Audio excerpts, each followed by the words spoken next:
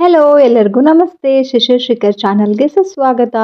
ನಾನು ವಿಡಿಯೋ ಹಾಕಿ ತುಂಬ ದಿನ ಆಗೋಗಿತ್ತು, ಆಲ್ಮೋಸ್ಟ್ 2 ವೀಕ್ಸ್ ಆಗಿತ್ತು. ಈ ವಿಡಿಯೋ ಕ್ರೆಡಿಟ್ ನನ್ನ ಫ್ರೆಂಡ್ ಹರ್ಷಿತಾಗ್ ಹೋಗುತ್ತೆ. ಸೊ ಬನ್ನಿ ವಿಡಿಯೋನ ಶುರು ಮಾಡೋಣ. ಎಲ್ಲೋರ ಕೇವ್ಸು, ಅಜಂತಾ ಎಲ್ಲೋರ ನಮ್ಮ ಇತಿಹಾಸನ ಹೇಳುವಂಥ ಜಾಗ. ಸೊ ಇದ್ರ ಬಗ್ಗೆ ಎಲ್ಲರಿಗೂ ಗೊತ್ತಿರುತ್ತೆ. ಆದರೆ ಇಲ್ಲಿ ನಾನು ಕೆಲವೊಂದು ಮುಖ್ಯವಾದ ಮಾಹಿತಿನ ಮಾತ್ರ ಇಲ್ಲಿ ಶೇರ್ ಮಾಡ್ಕೊಳ್ತಾ ಇದ್ದೀನಿ ಈ ಒಂದು ಪುಟ್ಟ ವಿಡಿಯೋ ಮೂಲಕ. ಸೊ ಅಜಂತಾ ಎಲ್ಲೋರ ಬಂದು ಎಲ್ಲೋರ ನಾನಿಲ್ಲಿ ತೋರಿಸ್ತಾ ಇರೋದ್ರಿಂದ ಎಲ್ಲೋರ ಅನ್ನೋ ಹೆಸರು ಯಾಕೆ ಬಂತು ಅಂತ ಮೊದಲಿಗೆ ತಿಳಿಸ್ಕೊಡ್ತಾ ಇದ್ದೀನಿ. ಸೊ ಬ್ರಿಟಿಷರು ರಾಷ್ಟ್ರಕೂಟ ಕಾಲದಲ್ಲಿ ಏಲಾಪುರ ಅಂತ ಇದ್ದಂಥ ಜಾಗನ ಎಲ್ಲೋರ ಅಂತ ಹೇಳಿ ಮಾಡಿದ್ರು. ಅದೇ ಇದನ್ನ ನಾವು ಆಗಿಂದ ಎಲ್ಲೋರ ಅಂತಾನೆ ಕರೀತಾ ಇರೋದು. ಸೊ ಇಲ್ಲಿ ಬಂಡೆಗಳು ಅಂದ್ರೆ ಕಲ್ಲಿನ ವಿಶೇಷತೆ ಏನಂತಂದ್ರೆ ಈ ಬಂಡೆಗಳದು ಇದನ್ನ ಕೆತ್ತುವಾಗ ಮಾರ್ಬಲ್ಗಿಂತ ಸಾಫ್ಟ್ ಆಗಿರುತ್ತಂತೆ.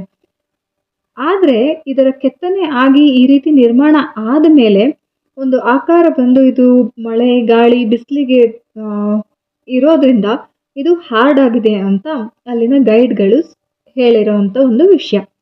ಸೊ ಇದು ಅಲ್ಲದೆ ಇಲ್ಲಿ ಇದು 3 ಧರ್ಮಗಳನ್ನ ಪ್ರತಿಬಿಂಬಿಸುತ್ತೆ. ನಮ್ಮ ಹಿಂದೂಯಿಸಮ್, ಬುದ್ಧಿಸಮ್ ಮತ್ತೆ ಜೈನಿಸಮ್ ಅನ್ನ. ಸೊ ಇಲ್ಲಿನ ಇನ್ನೊಂದು ಮಹತ್ವ ಏನಂತ ಅಂದ್ರೆ ಇದು ಮಹಲುಗಳ ಮನೆ ರೀತಿ ನಿರ್ಮಾಣ ಆಗಿದೆ. ಅಂದ್ರೆ ಫಸ್ಟ್ ಫ್ಲೋರ್, ಸೆಕೆಂಡ್ ಫ್ಲೋರ್ ಎಲ್ಲ ಹೇಗಿರುತ್ತೆ ಇಲ್ಲಿ ಬಿಲ್ಡಿಂಗ್ಸ್ಗಳಲ್ಲಿ ಆ ರೀತಿ ಇದನ್ನ ಮಾಡಿದ್ದಾರೆ.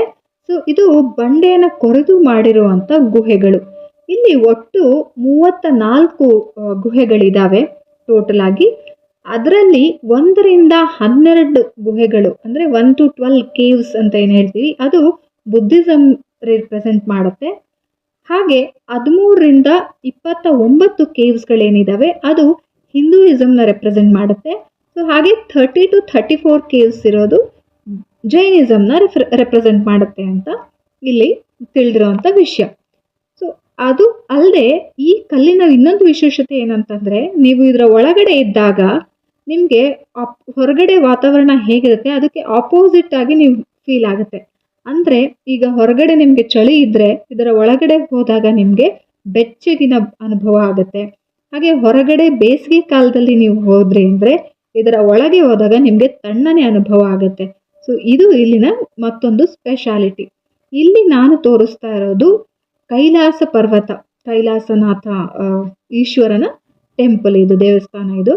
ಸೊ ಇದು ನೀವು 20 ರೂಪೀಸ್ ನೋಟ್ಸ್ ಅಲ್ಲಿ ಅಬ್ಸರ್ವ್ ಮಾಡಿದ್ರೆ ಈ ರೀತಿ ಒಂದು ಸ್ತಂಭ ಅದ್ರ ಮೂಲಕ ಕಾಣಿಸುವಂತ ದೇವಸ್ಥಾನ ನಿಮ್ಗೆ ಪ್ರಿಂಟ್ ಆಗಿರುತ್ತೆ. ಅದೇ ಇದು ಕೈಲಾಸನಾಥ ದೇವಾಲಯ.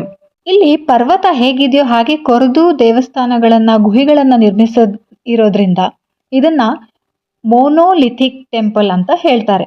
ಇಲ್ಲಿನ ಮತ್ತೊಂದು ವಿಶೇಷತೆ ಏನಂದ್ರೆ ಟನಲ್ಸ್ ಕೂಡ ಇದೆ. ಆದ್ರೆ ಅದು ಎಲ್ಲಿಗೆ ಕನೆಕ್ಟ್ ಆಗುತ್ತೆ ಅನ್ನೋ ಒಂದು ವಿಷಯ ಯಾರಿಗೂ ತಿಳಿದಿಲ್ಲ. ಸೊ ಸಂಶೋಧನೆ ಇನ್ನ ನಡೀತಿದೆ ಅಂತ ತಿಳಿದವ್ರು ಹೇಳ್ತಾರೆ. ಯಾರಿಗೂ ನಿರ್ದಿಷ್ಟವಾಗಿ ಈ ಟನಲ್ ಬಗ್ಗೆ ಮಾಹಿತಿ ಗೊತ್ತಿಲ್ಲ. ಸೊ ನ್ಯೂಸ್ ಪ್ರಕಾರ ಯಾರು ಇದರ ಒಳಗೆ ಹೋಗಿ ಅದನ್ನ ಸಂಶೋಧನೆ ಮಾಡೋ ಅಷ್ಟು ಧೈರ್ಯ ಮಾಡಿಲ್ಲ ಅನ್ನೋದೊಂದು ಸುದ್ದಿ ಅಷ್ಟೇ. ಸೊ ಖಚಿತವಾಗಿ ಏನು ಇದ್ರ ಬಗ್ಗೆ ಮಾಹಿತಿ ಇಲ್ಲ. ಈ ಕೈಲಾಸನಾಥ ದೇವಾಲಯದಲ್ಲಿ ಗರ್ಭಗುಡಿ, ಸಭಾಂಗಣ ಅಂದ್ರೆ ಸಭಾಮಂಟಪ ಮತ್ತೆ ನಂದಿ ಮಂಟಪ ಹಾಗೆ ಗ್ಯಾಲರಿ ಇದೆ. ಈ ಒಂದು ಪುಟ್ಟ ವ್ಲಾಗ್ ನಿಮ್ಮೆಲ್ಲರಿಗೂ ಇಷ್ಟ ಆಯ್ತು ಅಂತ ಅನ್ಕೊಂಡಿದ್ದೀನಿ. ಯಾರೆಲ್ಲ ಆ ಕಡೆ ಹೋಗ್ತಿರೋ ಮಹಾರಾಷ್ಟ್ರ ಕಡೆ ಇದನ್ನ ತಪ್ಪದೇ ವಿಸಿಟ್ ಮಾಡಿ ಅಂತ ಹೇಳ್ತಾ ಈ ಪುಟ್ಟ ವ್ಲಾಗ್ ಅನ್ನ ಮುಗಿಸ್ತಾ ಇದ್ದೀನಿ. ಮತ್ತೆ ಮುಂದಿನ ವಿಡಿಯೋದಲ್ಲಿ ಸಿಗೋಣ. ಧನ್ಯವಾದಗಳು. ಯಾರೆಲ್ಲ ಸಬ್ಸ್ಕ್ರೈಬ್ ಮಾಡಿಲ್ವೋ ಪ್ಲೀಸ್ ಸಬ್ಸ್ಕ್ರೈಬ್ ಮಾಡಿಕೊಂಡು ಸಪೋರ್ಟ್ ಮಾಡಿ.